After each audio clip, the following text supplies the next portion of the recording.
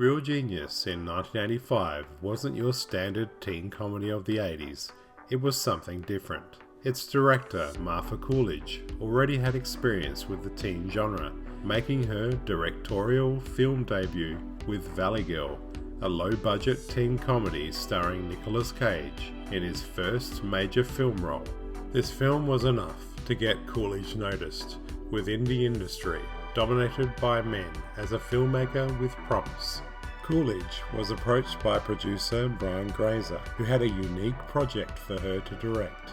The film is set at the campus of Pacific Tech, a school for gifted students of science and engineering.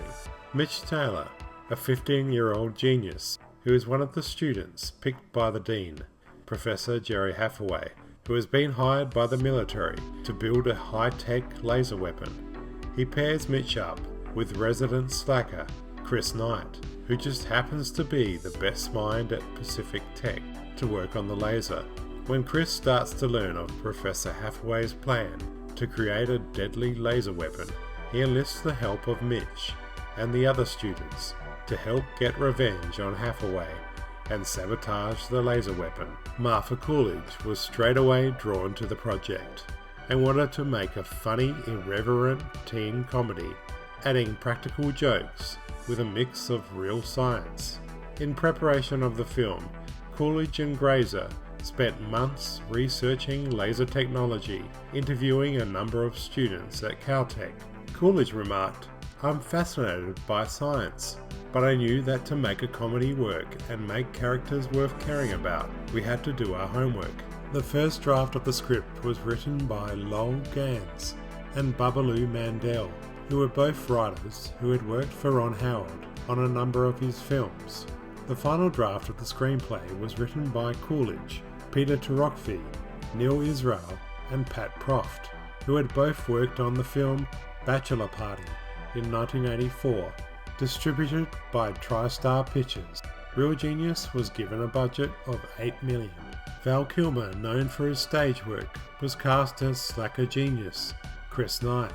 Kilmer, who had just starred in his debut film, the comedy Top Secret, got the part mainly due to his audition. Kilmer remarked, "The character wasn't polite, so when I shook Grazer's hand and he said, 'Hi, I'm the producer,' I said, 'I'm sorry, you look like you're 12 years old. I like to work with men.'" To star in Real Genius, Kilmer would turn down a role in David Lynch's Blue Velvet. Gabriel Jarrett was cast as Mitch Taylor. After Real Genius, he starred in mainly bit roles in films like Apollo 13, Poseidon, and the Ron Howard film Frost and Nixon as Nixon's speechwriter. So, preparing for the role, how much science did you actually study beyond high school science class that you were already doing? Oh, I did my homework. I really did. No, actually, I did. We toured Caltech. We toured Occidental. There was a lot of discussions with the science advisors.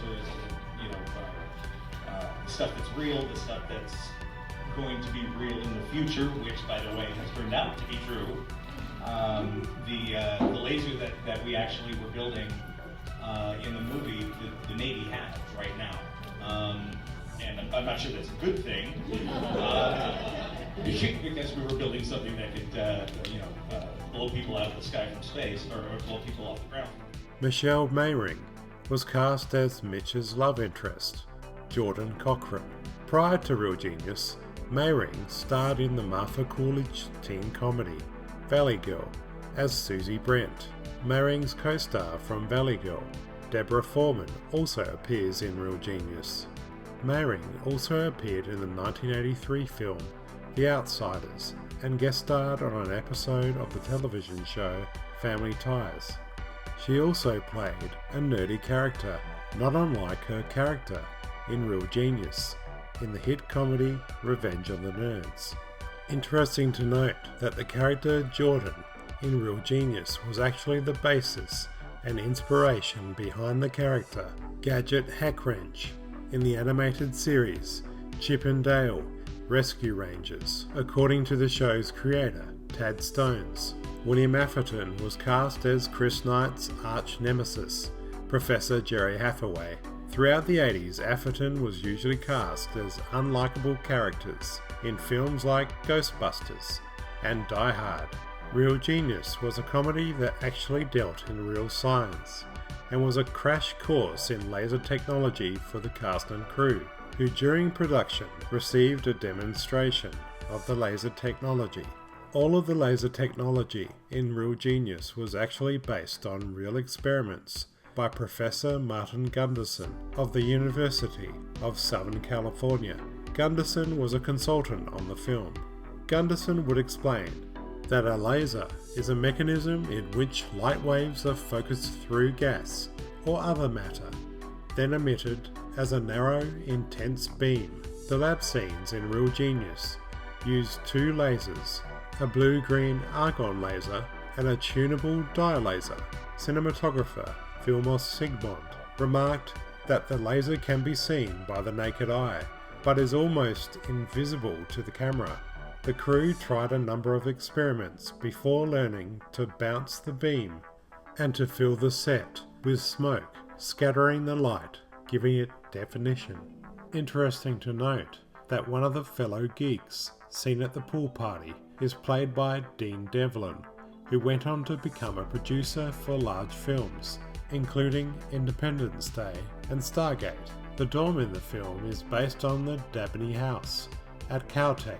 Caltech students would serve as consultants and extras in the film for the dorms filled with ice sequence. The scene was shot on the studio's sound stages. A skating rink was made up in the corridor. Thousands of feet of tubing was connected to a powerful refrigeration unit underneath the floor of the corridor.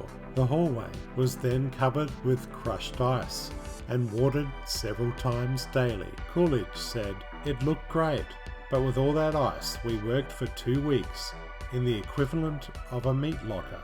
For the film's climatic final scene, a full-sized Victorian frame house was constructed on a plot in Sand Canyon, California. A 2-level set was constructed. Special effects coordinator Phil Corey and his crew devised an elaborate set made up of conveyor belts, hydraulic lifts, air blowers and vacuum hoses. Coolidge had 5 cameras positioned around the building, including a camera on a 300-foot crane. And then when you were actually shooting it, did you have more than one camera going at the same time? How many?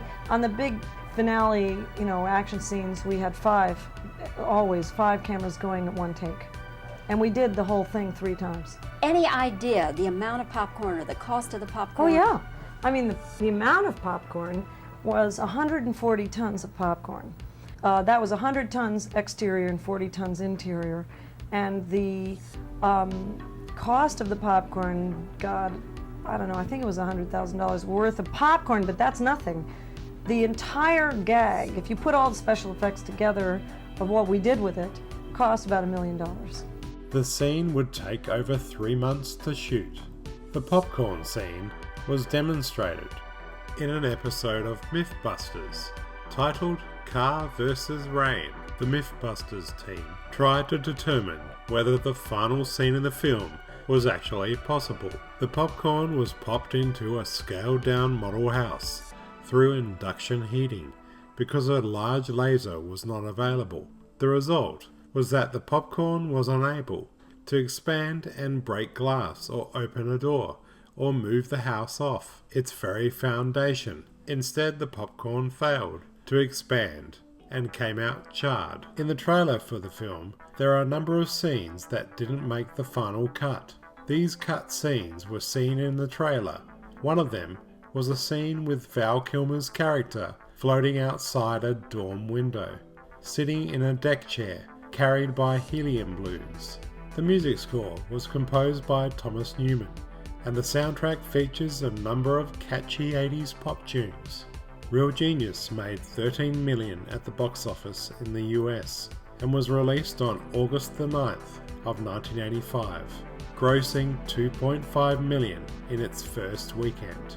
The film received favourable reviews, with one critic remarking, "The lovable weirdos squabble in the lab, play high-tech pranks in the dorm, and party in the lecture theatre. Nerds just want to have fun. Film critic Roger Ebert gave the film 3.5 stars out of 4, saying that the film contains many pleasures, but one of the best is its conviction that the American campus contains life as we know it. There were also a number of bad reviews, with a critic in Newsweek writing, "Too bad the story isn't as smart as the kids in it." The Washington Post wrote, "Many of the scenes already badly written failed to fulfill their screwball potential, but despite its enthusiastic young cast and its many good intentions, it doesn't quite succeed." I love Real Genius. It's a feel-good film that dwells in sometimes science fact, while taking a number of liberties along the way, keeping the film in the science fiction fantasy genre, which makes Real Genius a worthy entry on my channel. As teen comedies from the 1980s go, this one's one of the best, with a great cast led by Val Kilmer, who demonstrates his star power and charisma. Recently, there were talks to turn the film into a potential series, with NBC set to produce, but has not yet been fully realised. My name's Jonathan. Thanks for watching. If you enjoy this video, please remember to subscribe if you haven't already. And if you like what you see on my channel and would like to support me on Patreon, click on the link below.